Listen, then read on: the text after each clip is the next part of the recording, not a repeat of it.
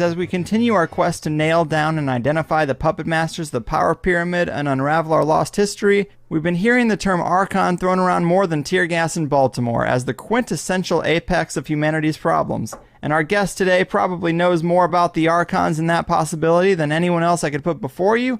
Largely credited with bringing the Gnostic intel to the internet in 2002, his name is Jon Lash, lifelong student and teacher of world mythology, Tantra, Buddhism, pre-Christian mysteries, and of course Gnosticism.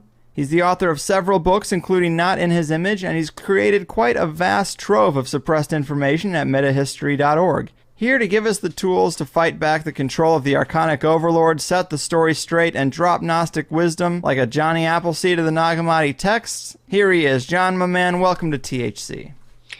Well, thank you. It's good to be with you. Yeah, Jon, thanks for being here. It's a real pleasure. And I know we have to kind of start this thing by dedicating just a little time to the 𝐒ophia myth, because it really is the only true context for the Archon story, from what I understand. And not many guests give us that context, but I've also heard you say that this story of 𝐒ophia is the most suppressed and hidden story in all of mythology, which in our backwards world is usually a good indication that there's more reason to pay attention, wouldn't you say? Well, it sure is. I mean, how many of us today who are trying to keep track of the insanity of the world and the false flag operations and the deceit of the media and the lies and machinations of the politicians and so forth and so on, ad nauseum, how many of us have come to understand the simple fact that if something is repressed, or if you can't talk about it or know about it, it's probably really important for human survival. And that certainly applies to the intel of the Gnostics and to the what I call the Sophianic myth of the mysteries, the pre-Christian pagan mysteries. Historically speaking, the story of the 𝐒ophia 𝐚nd, which you can consider as a narrative, call it a narrative or a myth, whichever you like, has been the single most repressed piece of knowledge in all of human history. And we're extremely lucky that we have even been able to recover this piece of knowledge from the mystery schools, this gem of a narrative, because of documents that were discovered in Egypt in 1945 and other materials, very meager materials, as you know, very scant materials in a rather shambolic and disordered condition. But nonetheless, if you apply discipline to organize those materials, as I have done, and if you pull together the plot, it turns out that the material from the Gnostics contains the single and comprehensive description of the origin of humanity and of life on this planet. The single coherent description. Wow. Yeah, and that's really a kind of a shock. That's such a big shock, I think, that even though I can say it in plain English, it doesn't necessarily register on people's minds, you know. Right. But that is a fact. It's not a claim I'm making about the Gnostic explanation of how humanity originated and the origin of extraterrestrial or alien intrusion upon our world, the origin of the planet itself, the origin of the three Abrahamic religions and all of this. I'm not just making a claim as if I were to say, well, I like this better than any other, and so I want you to think it's the best explanation around. It is the only complete and coherent explanation of those things that exists. That is a fact. It is an epic narrative, man, and it does tie up so many loose threads. So maybe we can dive into the story a little bit. I know you've given plenty of lengthy interviews and breakdowns of the 𝐒ophia myth, but maybe we can recount the parts that are important and that we truly need to hear to understand the context of the Archons and understand how life works in this world, because it also explains quite a bit on that front, too. Well, it explains a great deal. But before we go into that, and I would love to give you, say, the 3 or 4 essential outstanding factors of the narrative, sure. But before we go into that, I want to make a sort of disclaimer, which is that this narrative is not something that can be spoon-fed to the human mind. So some of you may be hearing this narrative or hearing about this narrative for the first time. Others who know my work to a greater or lesser extent may already know the narrative.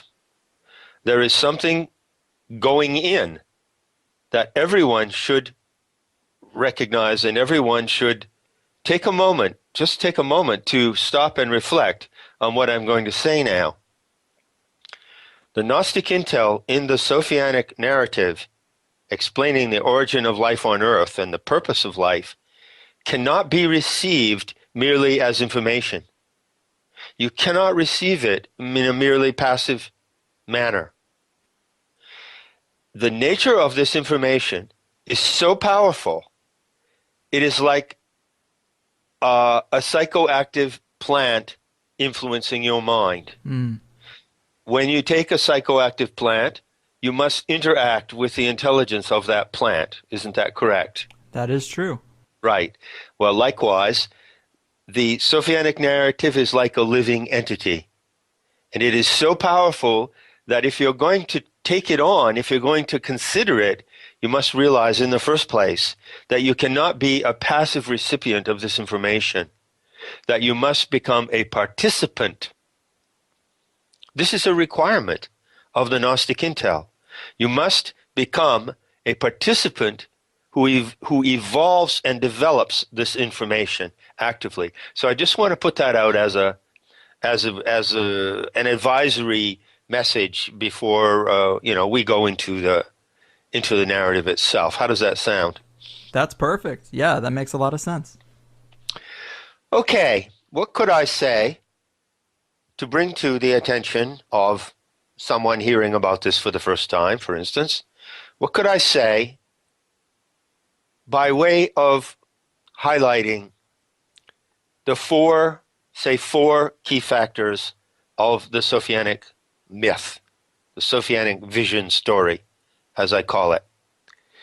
Well, it's quite simple to do that because the nature of the human mind is to seek answers. Mm-hmm. And there may be a lot of people on the planet today. I don't know. How many people are supposed to be here? I think 6.5 billion? Yeah. Okay, that's a lot of people. So there may be, who knows, a large number of those people who are not interested in the answers to certain ultimate questions. Mm-hmm. It's possible that they've just lost interest. Right. But those human animals who are still awake and who are functioning as intelligent creatures, intelligent beings, are certainly going to have the craving and the need to ask certain questions. What are these questions? Okay. First of all, where does human life originate? Okay. Mm-hmm. That's a question. How did the planet Earth itself come to exist? That's a question. Are there alien or external, extraterrestrial entities who are inimical to the human species and who attack and prey on the human species? And how did they originate? That's a really big question. Yes, it is. And finally, just what is it about the human mind that has brought us to a situation in the world today where many things in our world, in our social order, in our collective life, seem to be going very, very badly wrong? Another way to formulate that question would be to say, perhaps, how did humanity get on such a track towards self-destruction as we see today, right? Well, these are all valid questions. And the Sophianic narrative answers these questions in a coherent and a very lucid manner. And so anyone who is still seeking for answers to those questions, if you're not satisfied with the answers that might come from religion, and you're still looking, would do well to consider what the Gnostics said. So I'll tell you now what they said, okay? Perfect. About these questions and how they answered these questions. First of all, what I call the Sophianic myth is really the story about a goddess. It's a narrative about a central character. And the character in that myth or narrative is a goddess, not a god. It's a female divine being on the cosmic or galactic level. And her name is Sophia, which means wisdom. We give her a name. We could give her other names, but this is the traditional name that comes to us with the intel, okay? We call this goddess Sophia, and the story that contains the answers to these ultimate questions is really her biography. Now that's simple enough, I think. Yes. Yeah, you know, human beings love stories. So this is a story. It's not a made-up story, I must emphasize. It's a story that was constructed through many centuries of careful investigation and teamwork by shamans who were capable of investigating such mysteries. And so it is a story that comes from a source of high authenticity. So, what the Gnostics told us, these ancient seers or shamans called the Gnostics, was that in order to understand what we as human animals are doing on this planet, we have to go back to the origin of the human species, or the human genome, which they called the anthropos, which is a Greek word. You can translate that word as the seed or genome of the anthropine species. We are the anthropine species. So, how did our species originate? Well, the answer to that big question is that it originated in the core of the galaxy where we are currently located. So, the first thing I guess you could say, tell me what you think of this, but the first thing that people need to do who want to consider the Gnostic creation story, if you will, call it a creation story, is to understand that it is set in our galaxy. The setting is very important. That's true of any story, isn't it? Mm-hmm. Think of any novel that you've ever read. Think of any movie you've ever seen. It has to be in a setting, doesn't it? Of course. Right. Well, the beautiful thing I find, or something that I myself find very appealing about the Gnostic myth, is that it tells you precisely what the setting is. The setting is not the universe at large. The setting is not some place beyond time and space where everything miraculously originates. No, the setting is in the galaxy that we are in. We inhabit a galaxy. Human beings living today, myself sitting here talking to you, and all of you out there listening, have one thing in common. We're all inhabiting a planet. That planet belongs to a solar system, that is to say, a central star with other planets, and that planetary system is embedded in the arms of a galaxy. This is the cosmic picture. We are, in fact, embedded in the third arm, counting from the center outward, in the third arm of a lenticular spiral galaxy, which has a core or hub, and it has 4 encircling arms in the form of like a pinwheel. That is the cosmic setting of the Sophianic myth. It does not purport to explain how the galaxies originated, and there are billions of such galaxies as we know today. It simply goes to our galaxy and goes to the core of our galaxy, and that's where the story of Sophia begins. So, technically speaking, this is an astronomical myth. Mm-hmm. Is that clear? That's very clear. And then I guess these beings, that Sophia being one of them, they live in the center of this galaxy, right?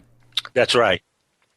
That's right. According to the Gnostic seers who investigated the universe with their minds, who used their intelligence to explore not only the natural world, but the cosmos of the stars and planets, according to them, at the center of our galaxy today, which is called the Milky Way galaxy, at the hub, which is about 20, said to be, in scientific terms, about 26,000 light years from where we are. We're out in the limbs, in the third limb, 26,000 light years toward the center of the galaxy. And there, at the hub, is a huge mass of luminosity.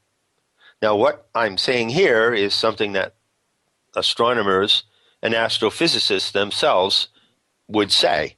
So the Gnostic myth is in many respects completely compatible with the modern scientific description of our galaxy. Totally compatible. So the galaxy consists of this core or hub and these spiral arms. And it has a lenticular structure. That is to say, if you look at it edge on, it is a bulge in the middle, and then it narrows down to the edges, so it's lentil-shaped. According to the Gnostics, this whole galaxy is alive, but it is alive in two different ways. The way that life appears at the core of the galaxy, which they call the pleroma, Pleroma, is different than the way that life appears in the four circling arms. But there is life all through the galaxy. Mm-hmm. What they taught was that beings, actual living self-conscious beings, capable of divine beings, gods and goddesses, if you will, capable of volition, capable of acts of will, capable of perception, of seeing, feeling, sensing, just like other living creatures, inhabit the core of the galaxy. So the core of the galaxy, in which there are no stars and no planets, but only a kind of raw, unformed stellar luminosity, a vast ball of stellar luminosity, it was perceived by them to be the habitat of these beings, and they called them aeons, Aeons. So aeon is the Gnostic word for a god, and they discerned that there were male-gendered and female-gendered aeons. And that's not so difficult to understand, because if you think of the aeons, or Gnostic gods, as powerful currents of energy, massive torrents of energy, then you can understand that they would be comparable to positively and negatively charged fields. Right. Or, yeah, right. So that's the idea of sexuality or gender among these deities is not a big problem. So anyway, according to them, these beings should not be regarded as angelic. Don't picture them as angels with wings. Don't picture them as having any kind of anthropomorphic form. We can ascribe to them feelings, such as human animals have, and thought, as I said, and will, which we consider to be human properties. But they are not to be conceived as human forms. If you need to conceive them or visualize them, the best way to do it is to picture them as vast torrents or serpent-like currents of energy. Serpent-like. Serpent-like. That's the closest analogy and the most accurate analogy. They are like great sky dragons and great serpents of light that swim and circulate and swim and dance in the core of the galaxy. This is what the myth says. And the story of humanity begins there, because the myth says very specifically that these aeons have a way that they pass their time, you see. They live for countless, countless millions and millions of years. As long as the galaxy lives, they are living at the center of the galaxy. That is their habitat. They do not live in the galactic limbs. I'll get to what happens in the galactic limbs in a moment. So they live there, and it is their pleasure and their way to use their time, you might say, to perform experiments. So the way to think of them is, one way to think of them is as scientists, or kind of like artists and scientists, a combination, who love to perform and create experiments. And one of the ways that they do this is by designing life forms. They design genomic patterns, or what is technically called genomic plasm. And they design these plasms. So if you were to ask a Gnostic, well, where does human life originate? Where does the DNA of the human genome originate? They would say simply, it is designed in the galactic core by aeons for the purposes of conducting an experiment. This is the explanation they give for the origin of our life form and all other life forms in the galaxy, but we're only interested in ours at first because obviously, I think you would agree, if we don't understand our own life form and how and why it is designed, well, there's no point in understanding anything else, is there? Agreed. Right. So that's the explanation so far. To be more specific, they said that the human genome, of which I am an expression, every human animal, every human being who has ever lived, is an expression of the human genome. As we know, the DNA of humanity is one consistent plasm, or it is one consistent matrix of nucleic acid. Mm-hmm. Okay? So, yeah, nucleic acid. So this particular genome that came to be manifested as humanity on the earth was designed, according to the Gnostics, by two aeons, a male aeon called 𝐿hats and a female aeon called 𝐒ophia.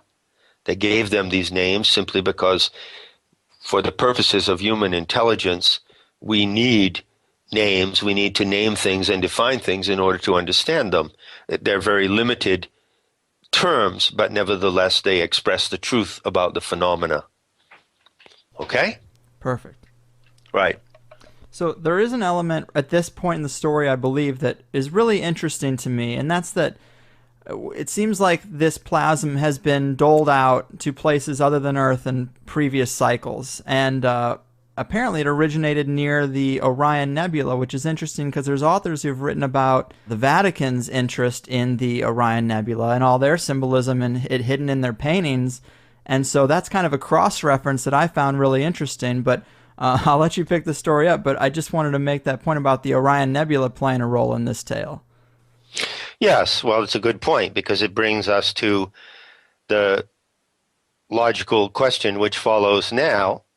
If the human genomic plasm was actually designed by these divine beings in the galactic core, then how did they deploy it so that it could unfold in an experiment?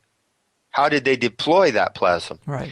Well, according to the Gnostic view of our galaxy, there is no animal life or no sentient life, and there are not even stars or planets at the core of the galaxy, and science would agree on this, because the mass of stellar luminosity at the core of the galaxy is in a constant state of eruption that does not support any structures of life. So if life as we know it is going to appear and emerge in the galaxy, it has to have another environment in which it can appear. Well, that is what the galactic limbs provide. So the spiraling arms of the galaxy, which surround it, consist of a heavier kind of matter, unlike the matter at the core of the galaxy, which is pure stellar plasma and stellar luminosity. The matter that is swirling in the external limbs of the galaxy, and this also, by the way, is high school level astronomy that I'm talking here, consists of other kinds of matter that are heavier matter, elementary particles, and basically what is swirling around in the galactic arms is matter as we know it, the constituents of matter as we know it, the elements that form material worlds. So material planets can form in the external limbs of the galaxy, but they cannot form at the core. Nevertheless, at the core, the human genome and genomes of other creatures are designed. So the question is, how do you get that designer plasm out of the core and out into the galactic limbs so that it can eventually evolve into creatures who live in the worlds that arise in those limbs? I call the worlds that arise in the galactic limbs planetary laboratories, like the Earth. The Earth is a planetary laboratory. A laboratory is a place where an experiment takes place, and the subject of the experiment is a living creature or many living creatures, but in our case, we want to understand how we ourselves are the subject of the experiment. So the living creature of the anthropos emerges in planets which exist in the galactic arms. The way that this is done is described quite specifically in the Gnostic cosmological text, where they say that once the Aeons have designed a creature, a living plasm, they actually project it into the outer arms of the galaxy, which they do by a kind of method that could be compared to using the device that is used to fertilize an ovum artificially. A pipette, that's the word, okay? A pipette is a really long glass nozzle that has been used to capture a sperm when the sperm is then injected into the ovum in artificial insemination. Is that correct? Mm-hmm. We've all seen that image, right? Right. From right. right. It's an image magnified, obviously by an electron microscope, many times. So you can see the living sperm being ejected down the channel of this glass tube, and then it is injected into the ovum. They use that kind of method, and what they do is they emanate from the galactic core a kind of stalk of light, which itself is an extension of the plasma of the core. And through that stalk of light, they implant the plasm that has been designed in some place in the galactic limbs. Now, there are many places that they could do that. So it follows from the logic of this description that there are many life forms evolving all around in our galaxy. And there are literally millions of planets that support different life forms in our galaxy. So in order for this process to develop in the way that is of interest to the Aeons, they like to have the experiment be left to its own development. So they don't control the experiment after a certain point. Once the human genome was designed, it was implanted in the third arm of this spiral galaxy in a particular place. And there are places in the spiral arms, locations that are especially favorable to the nesting of these plasms. And these places are called molecular clouds. Go look up what is a molecular cloud. The Orion Nebula is a molecular cloud. And what scientists now know, and to my knowledge, this has only been a matter of common knowledge to astrophysicists for about maybe 10 years is that these molecular clouds, such as you see in the Orion Nebula, M42, are saturated with water. Well, don't you think that a cloud of water, a cloud of mist, it's immense, by the way, it's immensely more huge than the solar system, would be an ideal place to deposit this living plasm, because we know that life needs water, correct? That is correct. Yeah. And so according to that scenario, the Aeons implanted this genome, which had been designed by Thelete and Sophia in the Orion Nebula in the molecular cloud, and then they just let it be. Well, what happens next? Well, the Aeons do not control the way that the experiment unfolds. They're really interested in letting the experiments happen according to the conditions provided by the cosmos. And according to those conditions, as we know today, there are filaments of plasm, electrified plasm, that run all through the galactic arms. And these filaments of plasm are able to capture these plasma filaments, rather, are able to capture these genomes and transplant them through space. This idea, then, is that life on Earth comes from outer space. Mm-hmm. That is a fact. But it does not just come from anywhere in outer space. It comes from a molecular cloud in outer space that has itself been seeded from the core of the galaxy. This is the description you get astronomically from the Gnostic materials. And then does it come out kind of like mushroom spores? I would say that mushroom spores are the best example that we have of how this process unfolds. And I find that interesting because there's a lot of psychedelic proponents, people who are fans of the magic mushroom, who talk about its innate intelligence and talk about how, you know, spores are one of the very few things, or the only thing that I think modern science can say can survive in a vacuum. So this theory that it's seeded from a mushroom, this has parallels to other people's interpretations also. So I find that to be an interesting footnote also. Well, it's more than a footnote. I think it's a piece of intel from the indigenous wisdom of our tribe of humanity, from the indigenous peoples who have used these psychoactive mushrooms and modern day psychonauts. It's a piece of intel that's totally complementary with the Gnostic intel. You could say that the Gnostic intel teaches that the human genome, the DNA from which human animals develop, pre-exists in spores that are captured in a molecular cloud in Orion. And those spores are subject to drift out of that cloud on plasmic filaments, which are now known to exist and to penetrate the galactic arms. If you go to plasma cosmology or the electric universe people, they talk about this constantly.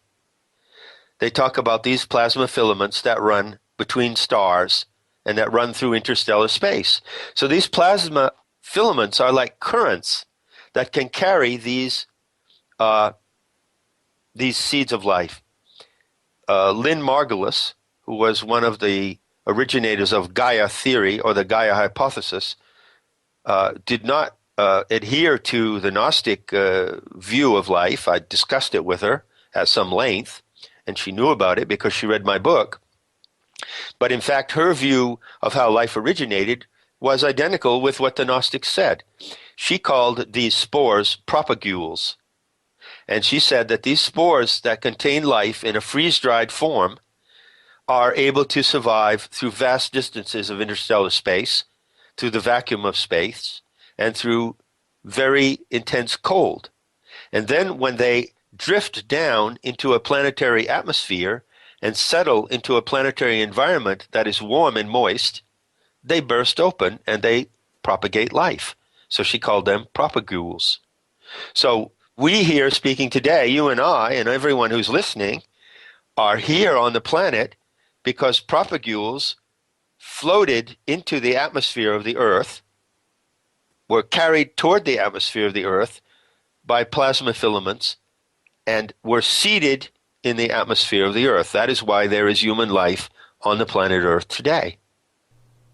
Man, it is such a rich and dense story, and it makes a lot of sense. But we are almost a quarter of the way through this thing, and we have so much story left. Because I have a lot of questions for you about how this relates to the real world today, major religions, our modern geopolitics.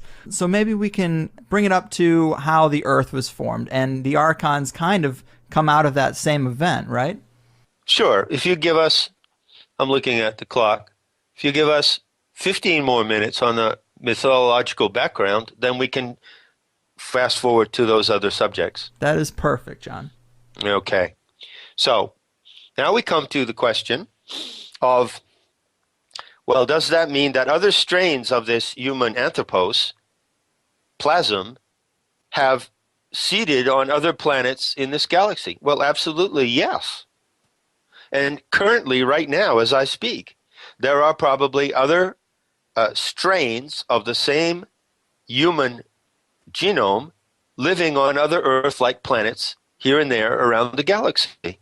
Most certainly, highly, highly probable. You know, one of the discoveries of science in the last 10 years that has been most, let's say, that has gotten a lot of attention is the existence of many Earth-like planets. Isn't that true? It is. Right. So there are other Earth-like planets. There are other planetary laboratories in which other strains of humanity are evolving, completely independent of us. And the Aeons in the galactic center, using their divine powers of observation, are observing these experiments and watching how they develop. They're not interfering with them. They don't have a beginning, a middle, and an end plan for these experiments because they like to leave the experiments open-ended. You could say that the divine gods of the galaxy respect the freedom of the experiment, and it may crash, it may go bad, or it may develop in a beautiful and harmonious way. This is what makes it interesting.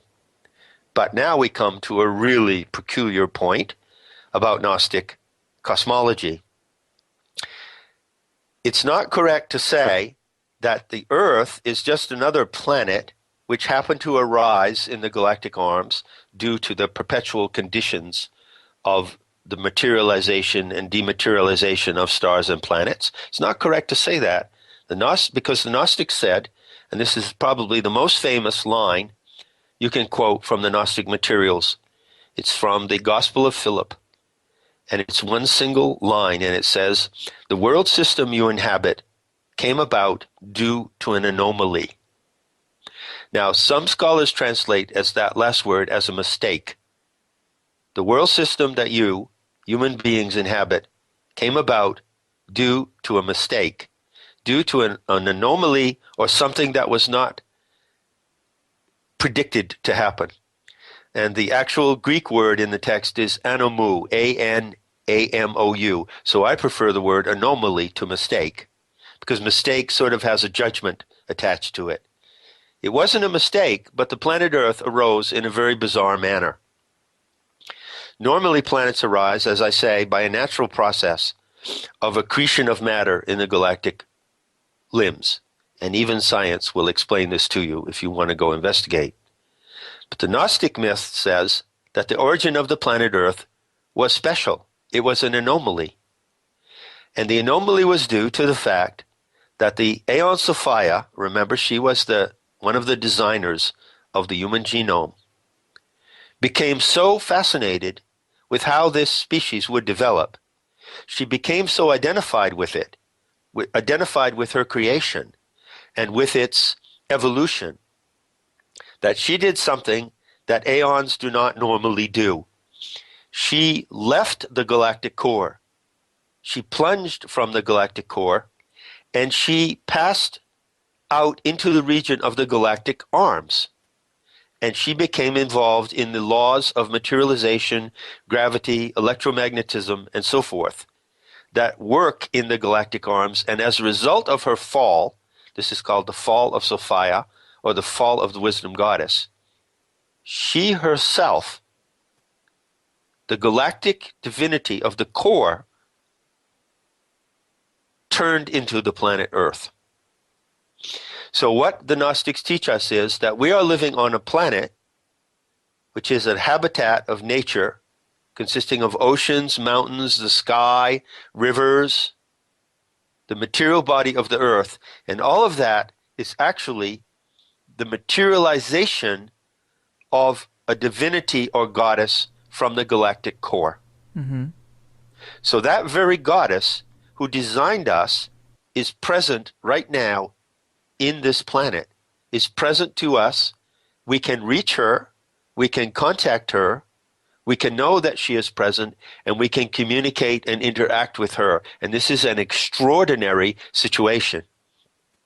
You must try to get your mind around the huge proposition that there are many other planetary laboratories in which this is not the case. So the world system that we inhabit came about due to an anomaly.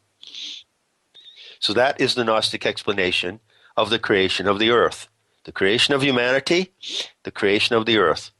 Now, finally, to round off the cosmological background, we come to the even more bizarre phenomenon, which is called in Gnostic teachings, the generation of the Archons.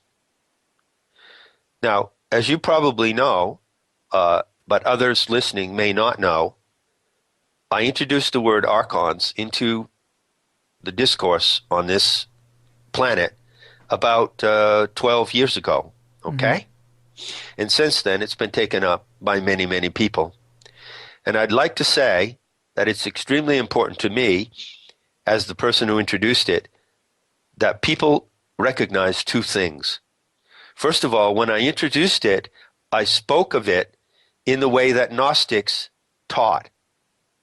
I didn't speculate. I didn't make up my own ideas about ETs. I didn't use the Sitchin hypothesis.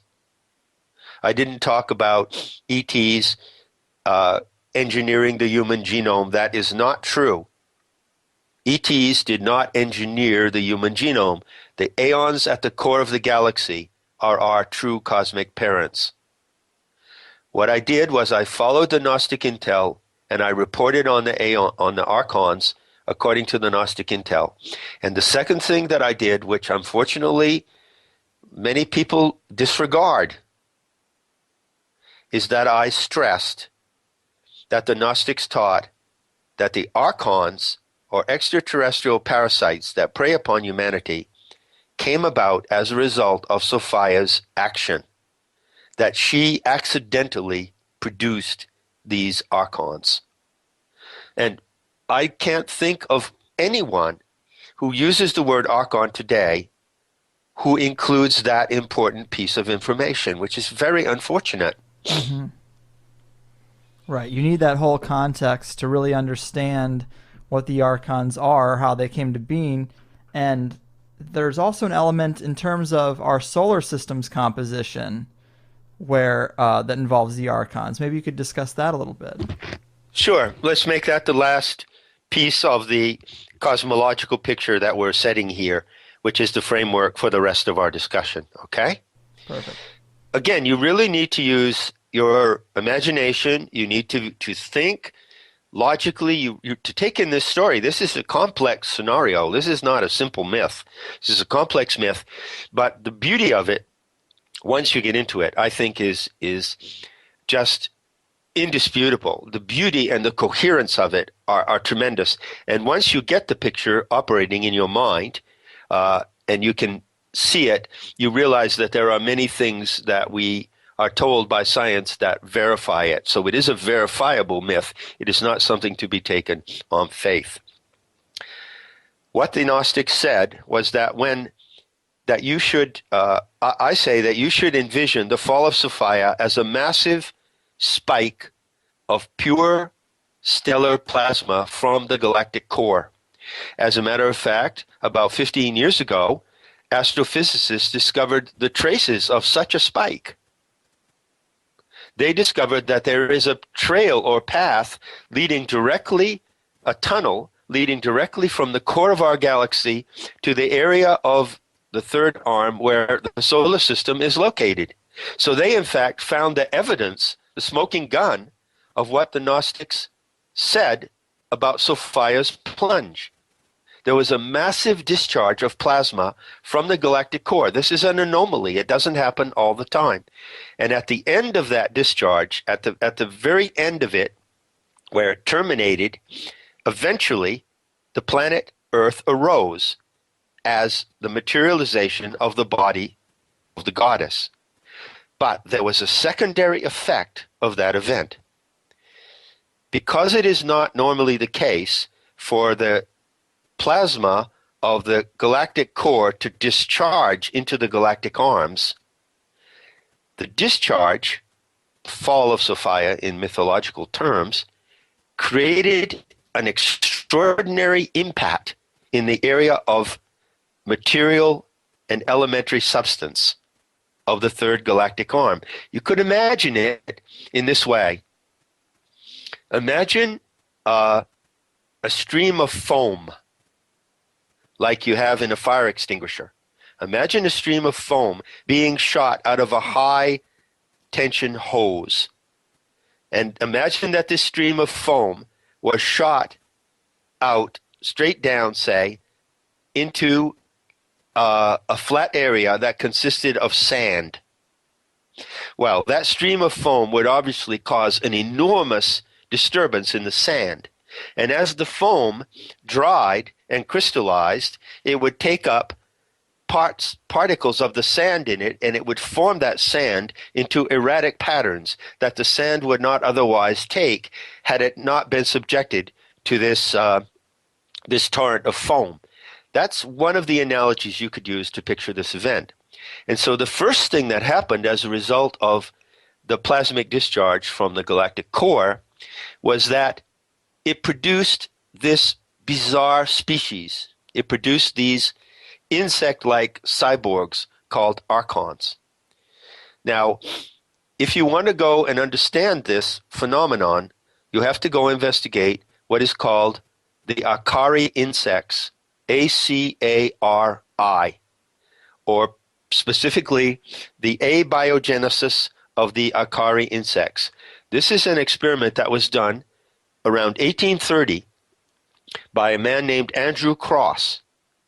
And in this experiment, which is widely documented in scientific literature, you can find it on the internet, Andrew Cross, C-R-O-S-S-E, Acari insects. He produced tiny insects like mites by the generation of an electromagnetic field. Wow. This is a fact.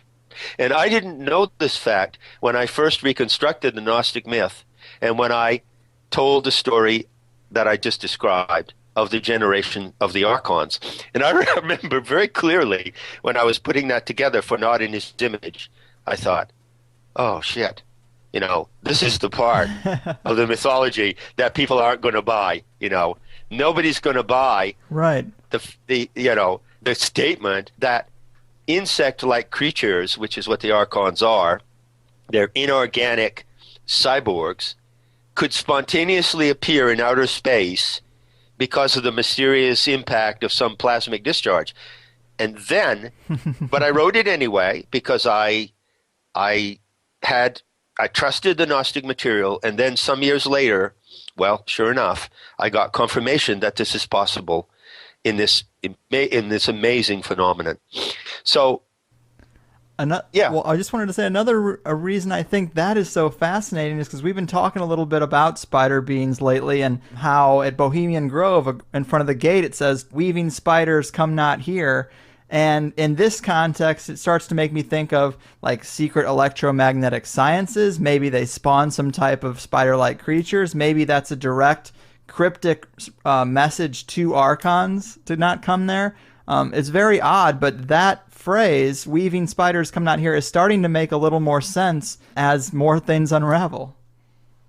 Yeah, it's a mysterious phrase, isn't it? Mm-hmm. I'm not quite sure what they mean by that.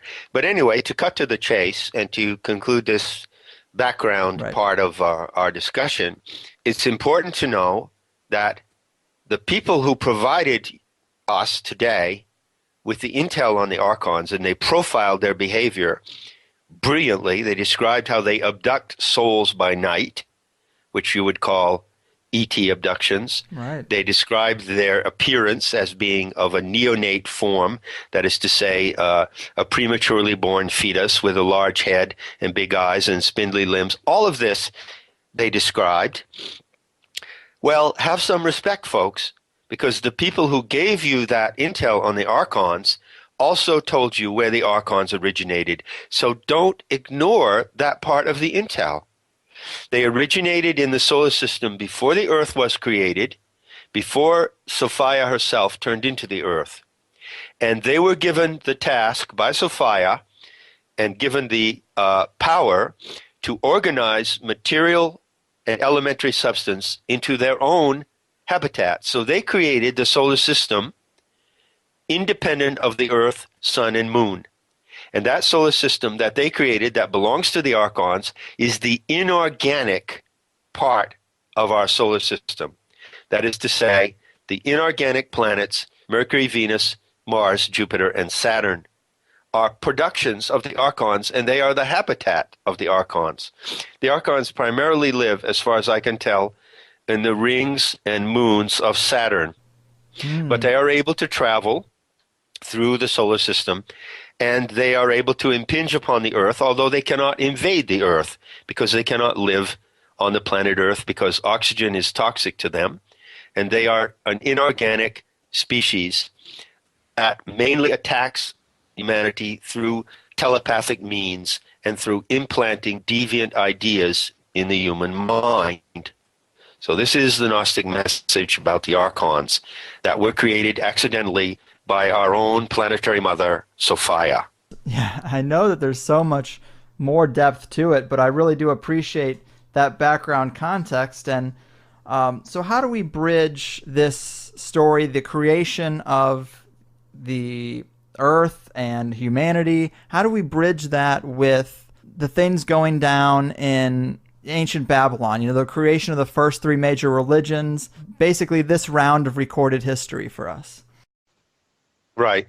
Well, I find that the way to get your mind, one way to get your mind, the best way, I would say, to get your mind around the whole picture, bringing us down to the situation today, is to use a metaphor, and that is the divine experiment.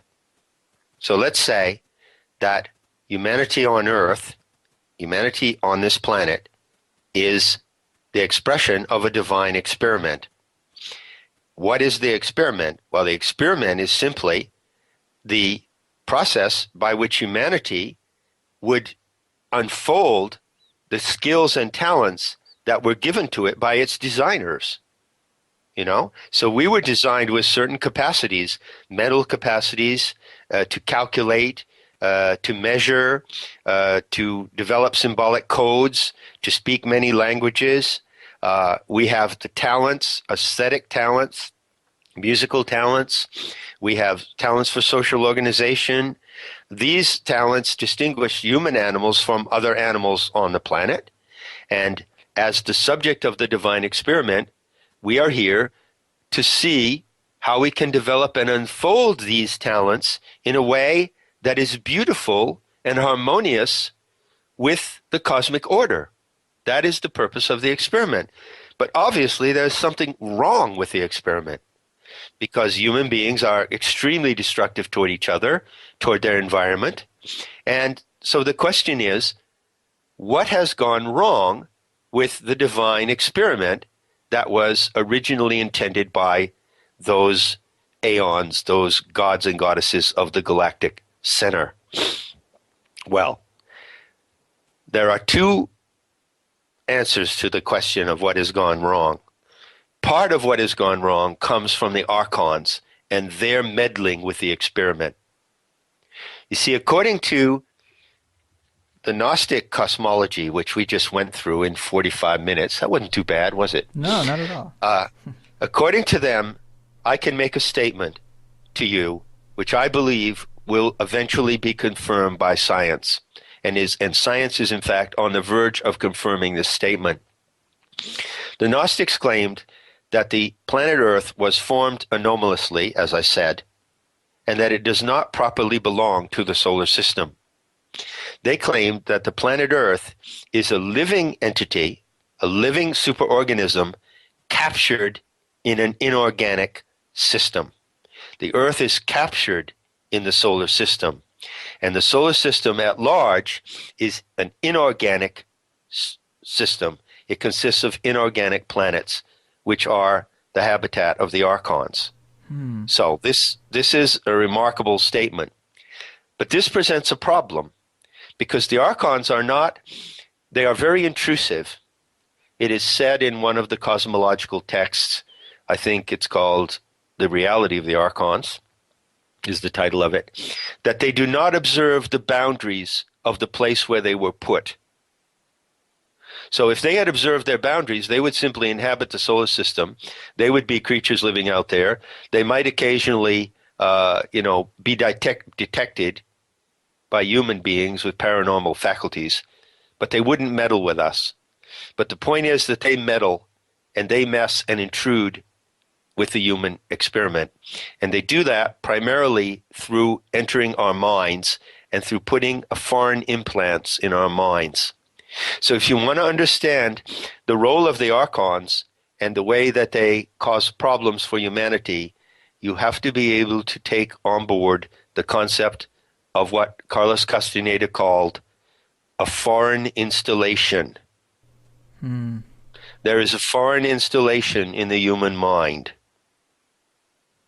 due to the Archons. Now, one thing I think is interesting, I just wanted to mention about you're talking about the 𝐒ophia becoming the Earth, right, and being in an inorganic solar system. There's also an emphasis on the idea of the Sun, Moon, Earth system, that is like a three-part system, almost like clockwork. And I think that's really interesting because when we talk about the elite, they obviously have a synchronization to their events, their false flags, they have codes in their dates. And a lot of people lately have been speculating here about why our calendar was reset at year 1, and I'm just curious if maybe this is an Archon plan to kind of get us out of sync with what could be an amazing experience if we took the clues from the sun and the equinox as markers for how we should be acting or when we should be acting. Well, yeah, the opportunity for the human animal living on the planet is to synchronize itself with the life rhythms that support our life here, the living rhythms, the organic rhythms, which are called biorhythms. Now, it's known, and this is not speculation, that the biorhythms are of 3 kinds.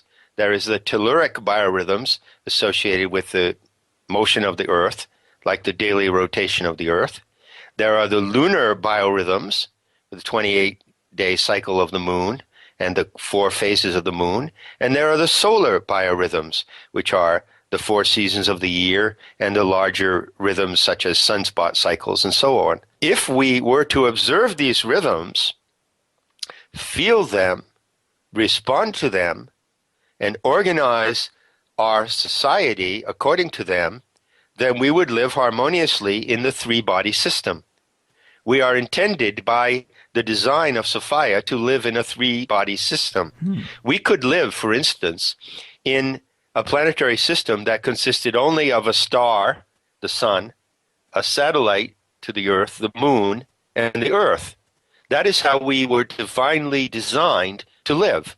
But that 3-body system is captured in the inorganic system of the Archons. So we have 2 systems operating at once on us. And the tendency of the evil-minded people of the planet is to use the archontic mindset to take us away from the natural system and put us in an artificial system, the matrix. So when the Illuminati use these dates and these codes, they are not really operating or carrying out their nefarious and evil plans according to the natural rhythms, but they are doing so according to an archontic system of mind control. That archonic system of mind control, which is called predictive programming and other things like that, you know what I'm talking about, revelation of the method. Yeah, that would not even work upon us if we lived in constant interaction with the solar, lunar, and terrestrial cycles. Now, of course, many indigenous people did so live in that way, didn't they? Absolutely. Before we entered the industrial age, and even well into the industrial age, indigenous peoples, such as the Inuit, used to be called Eskimos, the Inuit of Iceland, or the Aborigines of Australia, or the natives of South America, or the Native Americans of North America, you name them, they all lived in close and intimate harmony with those three biorhythms. Now, it's no accident that in order for the archontic powers and those who serve the archonic powers to prevail in this world, they have to destroy all indigenous people. And they've done a pretty good job of it. There's very few left. Right, right. You say, why do they target indigenous people? Why do they target pagans who live in harmony with the earth? Because that is the greatest threat to them.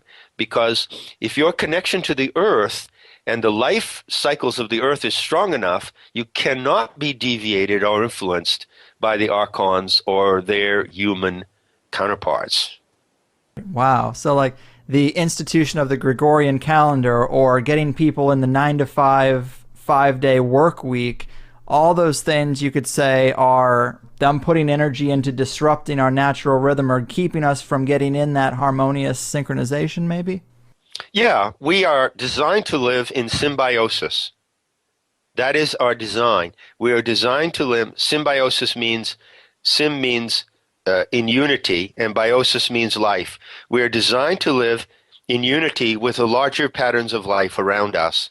The whole direction of the archontic takeover of the human mind is toward a matrix. They really are the creators of the matrix, which is a mind control system that is artificially constructed. And they began, one of the tools of that mind control is the calendar.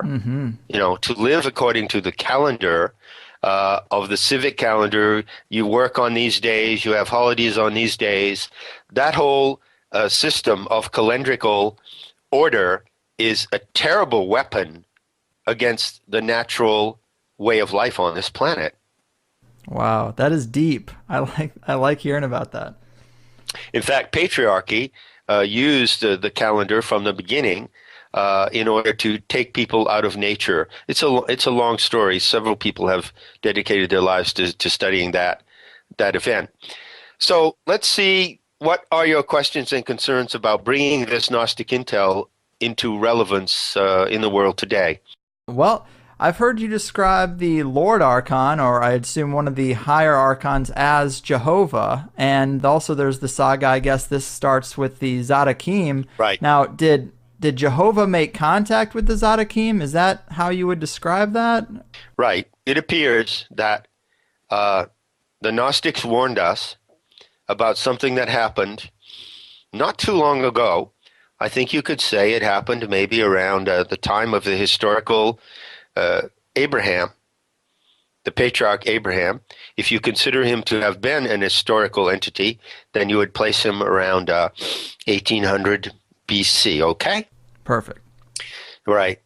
At that time, the Archons achieved a great breakthrough into the human mind.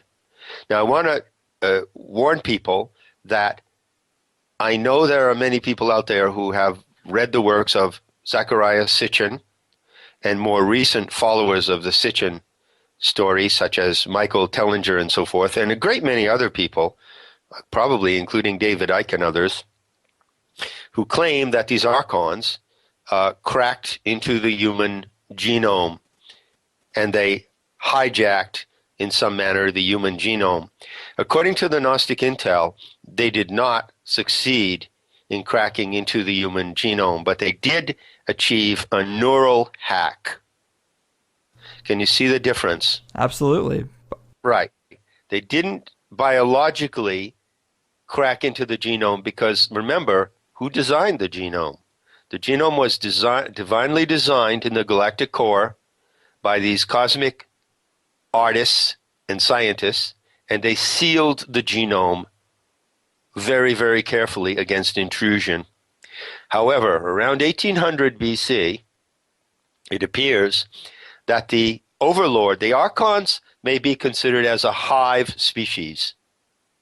And most of them are drones. The drones are the Whitley Schreiber gray alien type, which is called a neonate because it resembles a prematurely born fetus.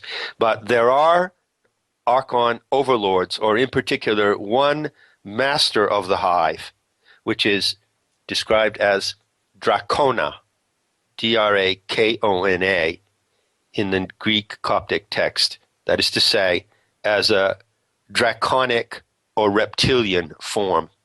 So there is a reptilian overlord, and then there are the Archon drones. This is how you visualize them based on the Gnostic intel. They gave us this intel 1,600 years ago, and they had already been developing this intel for many, many millennia. So they had the scoop on the Archons and on ETs before anyone else on the planet. So I say respect them for what they knew, and follow their material consistently. This is what they said. They said that they warned us. This warning, however, is not contained in the surviving Gnostic materials, but it's contained in the arguments of the Church Fathers against the Gnostics. But it is written very explicitly in the works of Irenaeus, called Against Heresies.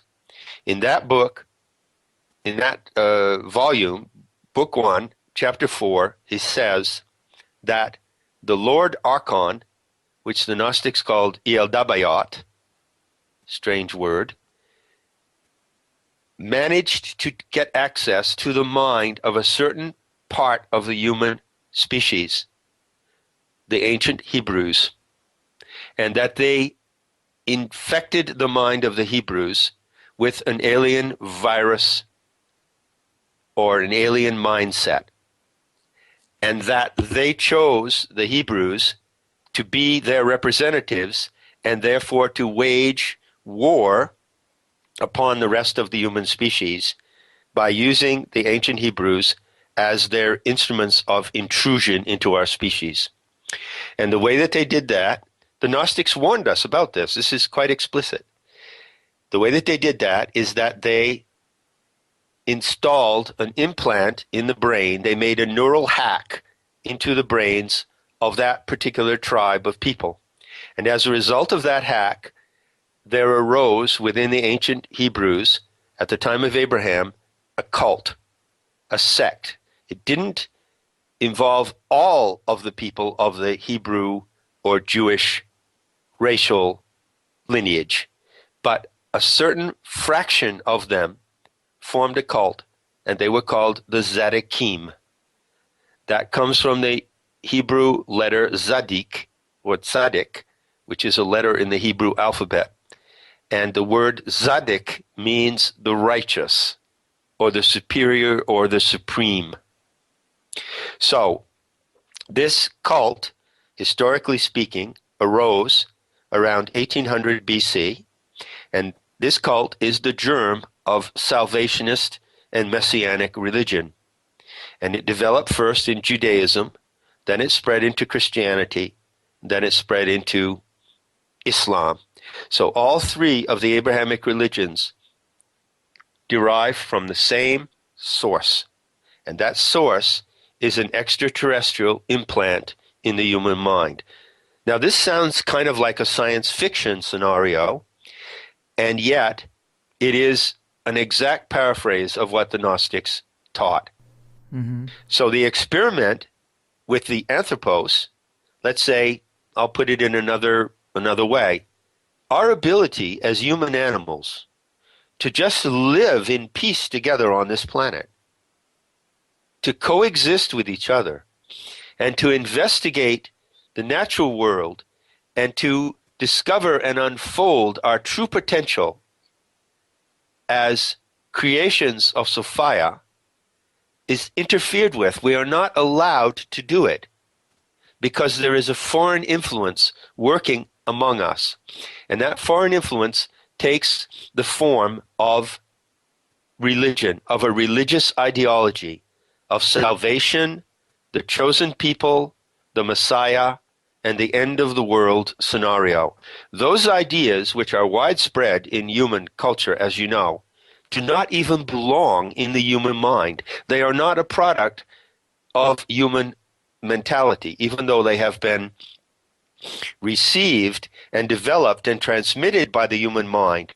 They do not originate in the human mind. They originate as an alien transplant in our minds, an alien virus. Mm-hmm. This is what the Gnostics taught. Yeah, I find this part fascinating because I just think that the three major religions, of course, are responsible for more death and division than anything on the planet. And I just think this kind of thing makes so much sense. And when you look at the top of these religions, they're all dealing with pedophilia. They all have insane wealth when they say they care about the people, but they clearly don't. And it's like this archonic manifestation that is the Abrahamic religions. It's like this virus got like a software program that had a few major updates. And that's right. The way I've heard you describe it is, first, of course, we have these Hebrews, and they've been manipulated into thinking they're a chosen people, which separates them from the rest of humanity. That was like a closed group, so it didn't spread very, very far because they're not out there trying to make converts. They have a specific number. They don't evangelize. Right. They don't evangelize. That's right. exactly. But then, through St. Paul, and I describe this specifically how this happened in the first 6 chapters of my book, Not in His Image. Through St. Paul, the archonic virus that had been incubating in the ancient Hebrews in the Zadokim sect went pandemic in Christianity. So it mutated, it rebooted itself in a pandemic form in Christianity, and then it rebooted itself again in an even more vicious form in Islam. So all 3 of those religions are expressions of this virus. There is actually an alien virus infecting the human brain on this planet, and that is why the insanity of religion has been spread across the pages of history. As you said, and it's obvious when you say it, these 3 religions have produced more destruction, more murder, more division and violence than anything else in the world. Right. And that is because they do not belong in this world. They do not belong here.